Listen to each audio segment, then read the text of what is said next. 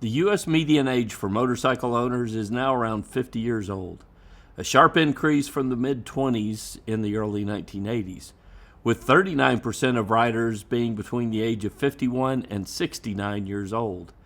As riders age, thoughts of giving up their life on two wheels increase, and with fewer younger riders coming into motorcycling, the number of riders on the road is decreasing year to year. This week on MCrider, we'll discuss this trend, things that contribute to riders no longer riding, and some things that we can do safely to continue riding if we decide that's what we want to do. You know, a few years ago, I took my last track day. It was on the Yamaha XSR 900, a motorcycle I really loved. And I'd done 3 or 4 sessions earlier in the day. This was my last session out on the track. Got on the bike and I headed out on the track, and after about, 2 or 3 laps, I noticed how bad my knees were hurting riding that motorcycle all day, and I soon realized that I was thinking much more about my knees than I was about the next corner coming up, and I knew it was time to get off the track. So I pulled off the track, knowing also that I had to ride that same motorcycle a little over an hour on the way back home. So the style of motorcycle and my old arthritic knees played a role in me riding the motorcycle like I wanted to on that day. And it wasn't too long after that I decided it was probably time to sell that motorcycle because I just couldn't get comfortable on it anymore. You know, in the past, every trip outside of home when I was by myself was on a motorcycle. Today I see the truck seat, and that's oftentimes more appealing. I used to commute about 50 miles to work every day, back and forth, and I would do that on a motorcycle. But today I work from home, so my riding time has decreased considerably over the last few years.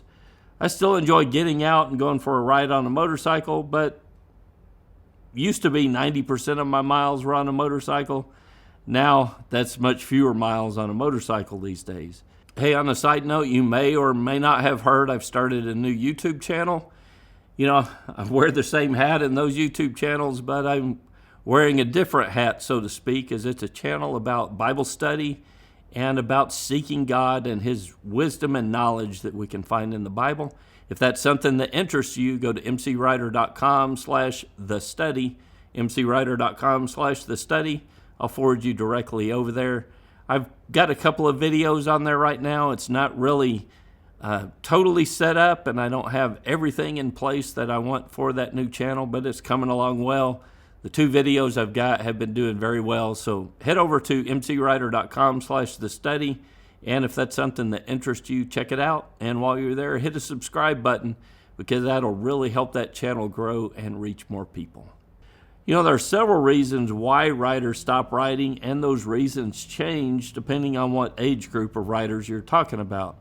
According to surveys, most younger riders stop riding because they have children and because they feel a responsibility towards their family if they were ever involved in a serious crash. You know, I can understand that. When my girls were really young, I had a crash on my motorcycle and I broke my collarbone, and my wife and 2 young daughters had to come to the hospital and pick me up. I can still remember my daughter's eyes as she stood next to the hospital bed as they were still checking me out.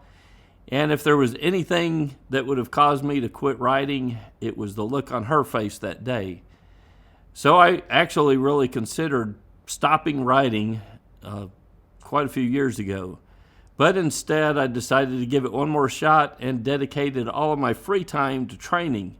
I took every class I could find. I eventually became a riding instructor myself, and all of that led to where I'm sitting today, hosting MCrider. But all of the training I did to increase my skills on a motorcycle didn't make the roads any safer. Still, drivers were distracted. Still, drivers failed to see motorcycles. Still, drivers drove too fast in congested packs out on the road. But I was considerably safer because I learned better handling of the motorcycle. But even more important, I rode so that the mistakes of others were of much less impact or a direct threat to me on the road. So it was a combination of road skills with a heavy reliance on road strategy that didn't make the roads any safer, but it greatly reduced my risk. So if you're a younger rider and you're considering giving up motorcycles, that's the path that I took. I increased my training and increased my study and the actual application of road strategy, and that worked well for me. I'll never try to talk anyone into riding a motorcycle that is against it, but I just want to offer a valid strategy that can greatly reduce the risk to you on the road and reduce the risk in turn to your family also. Most older riders mention 3 primary reasons why they're quitting or contemplating quitting riding a motorcycle. Their first is health. Aside from diet and exercise, there's not a whole lot more you can do to fight Father Time. It will eventually win out and force a rider to make some concessions. It's not so much an age thing as it is a health thing. Some riders can ride safely and effectively much later on in life than others. So I don't like putting an age limit on riding a motorcycle. One rider's 65-year-old ride is like another rider's 80-year-old ride. So your health makes a bigger determination than your actual years. When doing research for this video, I saw the following quote. It said, most riders don't quit riding because they turn 60. They quit because their knees and hips won't let them. That's had an impact directly on my number of miles I ride every year. So a decline in health and comfort affects a rider's willingness to ride. Another thing that will eventually catch up with us, even if we can push it a little bit further down the road, is a decline in vision. I don't see nearly as well at night anymore as I used to, and I avoid riding at night as much as I possibly can because of my poor vision at night. Many riders will lose some dexterity and slower reaction times, and these contribute to riders giving up 2 wheels. And riders realize that they're not built to handle potential crashes the way that they used to be. You can mitigate a lot of that by wearing better protective gear or all of your protective gear. But I know personally I don't bounce up from an injury like I used to, definitely not as quickly as I used to. But one of the biggest cause I hear of riders quitting riding a motorcycle is they quit riding because they're tired of dealing with distracted drivers. If you rode a motorcycle prior to the invention of the smartphone, you know that the roads have changed in recent years, and it's not for the better. I'm amazed at some drivers trying to drive down the road with their phone stuck right in front of their face. It only takes a split second of inattention for a driver to cause a lifetime of injury, and yet they'll drive down the road with that phone right in front of their face, not paying attention to what's going on up the road. And as much as we want drivers to put the phone down, there's not much we can do about it. It's a really difficult thing to enforce for law enforcement, and all of our complaining about it is not going to change the fact that drivers are driving more distracted today than they used to. But all is not lost for the rider who wants to continue riding, but it does require a change in road strategy mentality for the rider. We simply can't rely on drivers to do the right thing on the road.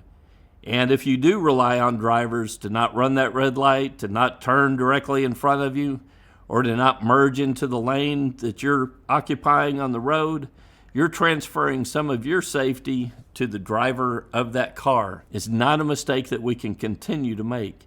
That's why I believe proper road strategy is even more important today than it's ever been. We have to learn to ride on the road in a manner to reduce the impact of the mistakes of other drivers are going to make on the road. And that's the whole purpose of road strategy. If your issues are more on the physical side of things, many riders can continue to find seat time by choosing to trike over 2 wheels. Trikes require less physical skill, but will still require the mental skills and road strategy to ride safely, and you'll be able to get out and be in the sun and be in the wind, most of the things that you've enjoyed riding on 2 wheels. So I'd love to hear from some of you. Are these things that are affecting you and how you ride now? Have you had to make adjustments to what you ride or how you ride to stay safe on 2 wheels? Or did you decide to give up riding altogether and just remember the good old days when you used to ride a motorcycle? Leave a comment below. Let me know what you think, what has worked well for you. And until next week, guys, it's Kevin with MCrider, and I'll see you on the road. If you enjoyed this video, consider becoming a member of MCrider. Go to MCrider.com/member for details. And I've got a video on the screen for you from The Study, my new YouTube channel. Go to MCrider.com/thestudy and subscribe.